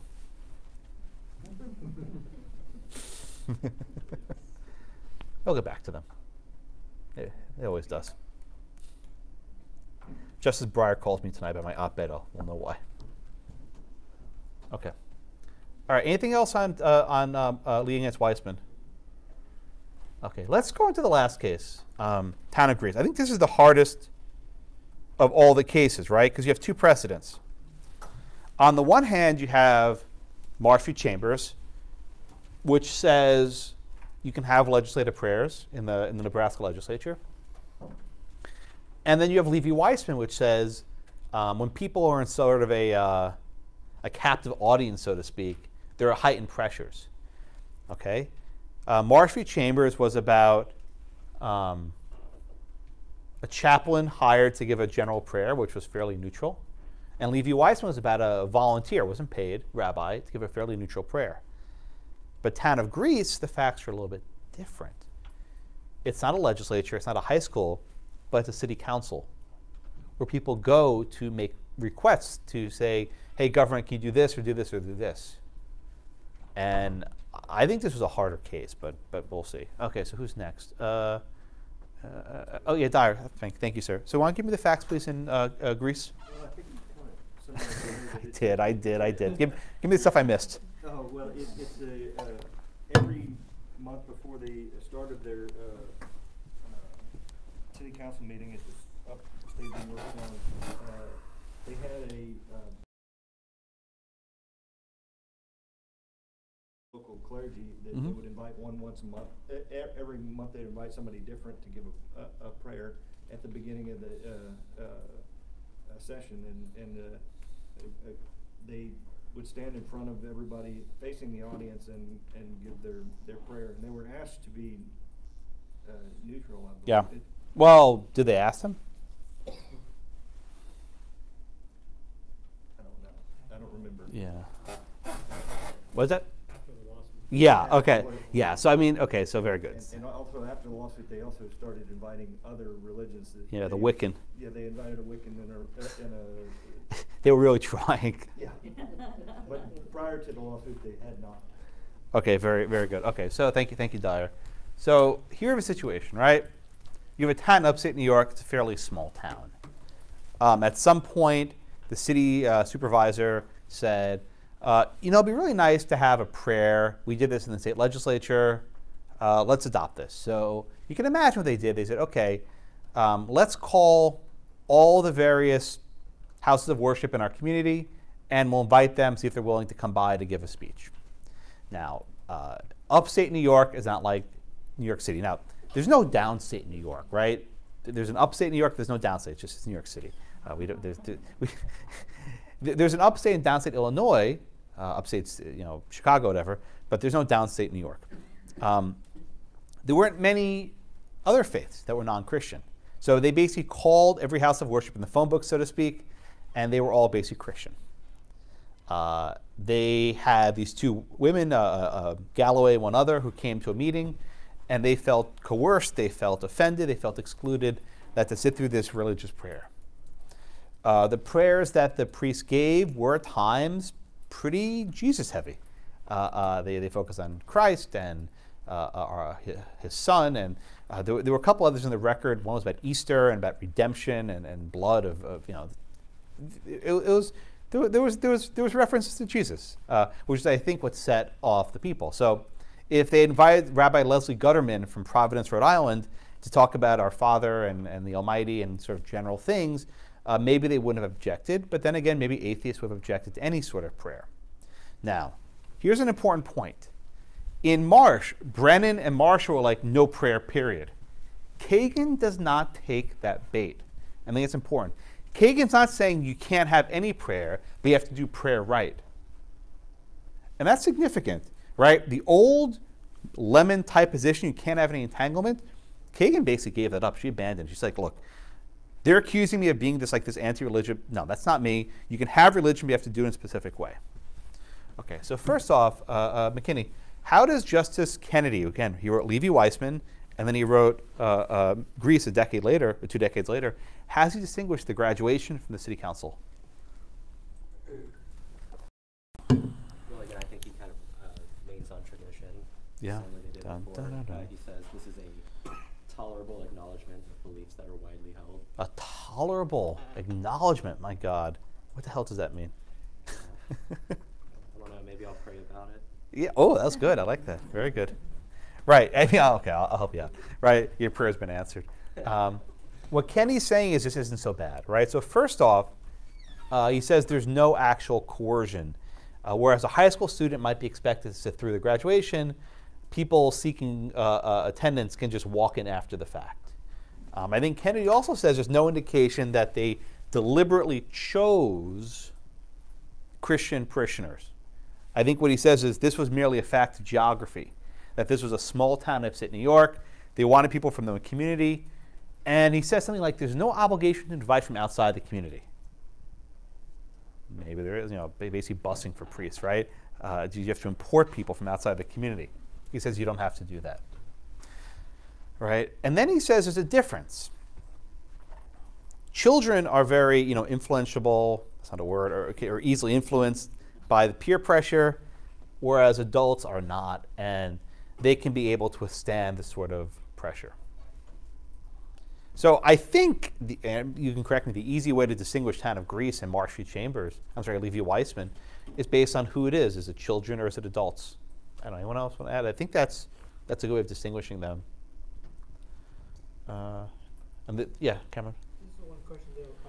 One thing I was wondering while reading Levy-Weissman, do you think it was Deborah Weissman that had the issue, or was it Mr. and Miss Weissman that had the issue? She was 14. I mean, if she's a kid of them, she probably had the same problem as them, but I didn't. I mean, look, I am now the father of a daughter. I think often kids take on the identity of the parents. There are cases, though, where parents use their children for political purposes in litigation. For example, oh God, I'm getting in trouble. Michael Newdow, he was the person who challenged the under God and the Pledge of Allegiance. I might be wrong on this, but what I think happened was there was actually a dispute where the parents were divorced and the mom wasn't happy about this litigation, and basically the father was using the kid as a plaintiff and the mom didn't want it. I think I'm off, but I'm pretty sure I'm right about this. So there are cases where parents use children for litigation when the children really aren't volitional. I mean, to use a horrible example, think of the Westboro Baptists, right? They bring their children to these protests and they don't know what the hell they're saying. Right? They don't know what these signs mean, or maybe they do. I actually was doing some more work on them recently, and I saw this one video of this little girl explaining why God hates, and why they're so evil and sinful. So maybe they are able to articulate these things. But yeah, I don't know the answer to your question, but I think it's a good question. Let's talk about the concurrences. By the way, the Town of Greece case was not a majority opinion throughout. Scalia and Thomas did not join the part on coercion. They think the test is stupid, right? They would just ignore the entire test. Thomas concurred, and he explained that the First Amendment is best understood as a federalism provision. I think we went through this. Are there any questions on the Thomas one? Okay, so I want to focus on Kagan, and I'll come back to Alito at the end. I think, Carl, you're next. Walk me through the Kagan, Ginsburg, Breyer, Sotomayor dissent. By the way, consistently, Justice Ginsburg, in a 5-4 case, when the liberals are in dissent, she gives the dissent to Kagan consistently. So I think Ginsburg has the biggest trust in Kagan for these sorts of issues, and I think Kagan's dissent is very good. I think she makes the case very well. She's a wonderful writer. Yeah, Carl. So walk me through the Kagan dissent. The Kagan sets out 3 reasons why she Good. dissent in the finding. First being that Nebraska floor sessions those you'll establish it for local lawmakers. Second being the prayers are set for these two different settings Mhm. for the types of prayers. And the third being that themselves differ in the content. For Marsh, characterized the prayer of the Nebraska legislature in the Judeo-Christian Very good. tradition, but no one can barely read the prayers from the priest town meeting of anyone but somebody explicitly Christian. Okay, very good. So Kagan says, look, she's not looking to overrule Marsh v. Chambers, which I think is an important concession. She's like, look, I'll live with Marsh, I'll live with Lee, but these cases are different. The prayers in the Nebraska Chamber were put together by a single chaplain who worked there for a number of years. And in response to criticism, he made his prayers more neutral, non-denominational specific. Again, I don't think that Rabbi Leslie Gutterman's prayers would have made happy the atheists in upstate New York. I don't think it would have mattered at all. I think it's irrelevant. I think it was a red herring. Okay. Kagan also said there's a difference between a state legislature and a city council meeting, right? The state legislatures, they don't have to be there. They can come in late and they can cast their votes as they wish. But here, people go to this meeting to seek favors from government. And imagine the optics, right, where you're sitting there, the guy gets up to start praying and you walk out, you turn your back to him, you come back in. That can create, I think, a negative inference against you. And one of the points you made I thought was actually very compelling in terms of endorsement. Think of the logistics, right? So let's say the city council are facing here, right? You're facing me. The priest comes in front of the city council members and is basically a channel, right, blocking audience, priest, city council members. And she says it's quite literally the endorsement that they are putting the priest forward as the channel, the conduit to the people. And that's actually a fascinating point of religion. In different houses of worship, where does the leader face? In most churches and synagogues, the leader at times faces forward and at times faces the altar, whatever else. In most Orthodox synagogues, the leader never faces the crowd. He's always facing there the same way as God. And so even where the person's facing in a house of worship, I think, is a highly contested issue, right? When they do the incense and the other stuff, they walk around. A lot of thought put into it. I think having your back to the chicken would be a bad idea. You can't do the sacrifice very well. Okay, so any questions in the Kagan dissent? All right, let's go back to Alito. And Alito writes separately with Scalia to basically respond to Kagan, right? JC, okay, so how does Justice Alito think that these problems could have been solved? Well, John's not here. Gus been really quiet, but he's not. Yeah, hope he's okay. He was in D.C. last week. He took his team his high school students to a Supreme Court, a moot court competition in D.C., and they did very well. Apparently they beat Yale, so we're very proud of him. Yeah. JC, so want to give me Alito, please. Says there's nothing wrong with bringing in priests or chaplains. We've done it for hundreds of years. This is no different. And then takes a big shot at the unoffensive thing, and basically points out, like you said, like, look, somebody's always going to be offended. And is that the test, right? Is it the test? Let me actually finish on this point. Thank you, JC, for that very much. We've said before, like, with the flag burning, offensive speech is protected by the Constitution, right? If someone engages in speech that you find offensive, too damn bad. Why is it different when the offensive speech is of religious nature? Kelly, why should it make any difference if speech is offensive, political reasons like a flag burning, versus speech might find offensive because of religious? Why is religion special? I think I asked this question last week a different way, but why is religion special? Goes to someone's inner belief, their core. Flag burning, my God! If you're a patriot, if you're a veteran, that's pretty core, right? Cross burning, my goodness, that's pretty core. Draft card burning, that's pretty core. Why is religion special, right? In other words, why are we creating a special carve-out?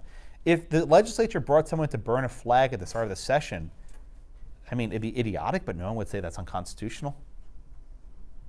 Why is it the fact that the message is offensive, religious in nature? Why does that make a difference?